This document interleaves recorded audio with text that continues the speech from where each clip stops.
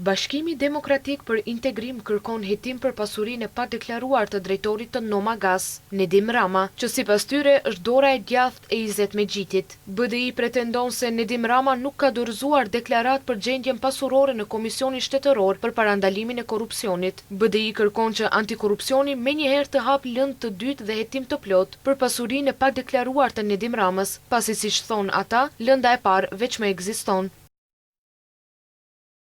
Lënda e parë e antikorrupsionit ka të bëjë pikërisht me Nedim Ramën, hotelierin nga Çajiri, siç e quanin mediat, pasi u zbulua se Lounge Bar Nish, i menaxhuar përmes kompanisë Nier 2015, pronar të së cilës kanë qenë Nedim Rama dhe zëvendës ministrja Kaltrina Zekolli Shaqiri, ka marrë pagesa nga komuna e Çajirit për reprezentacion. Sipas BDI-s, e gjithë kjo ka ndodhur në periudhën kur Kaltrina Zekolli Shaqiri ushtronte funksionin e zëvendës ministres, ndërsa Nedim Rama ishte këshilltar i posaçëm për financa në kabinetin e Izet Megjitit në Ministrinë e Mjedisit Jetësor. Sipas BDI-s, kjo është shkelje brutale e kodeve etike dhe detyrimeve ligjore për llogaridhënie, dhe se heshtja për gjendjen pasurore dhe rrjedhat e dyshimta të parave hapin dyshim të arsyeshëm për korrupsionin sistematik dhe derdhje të parave të komunës së Çajirit në xhepa privat.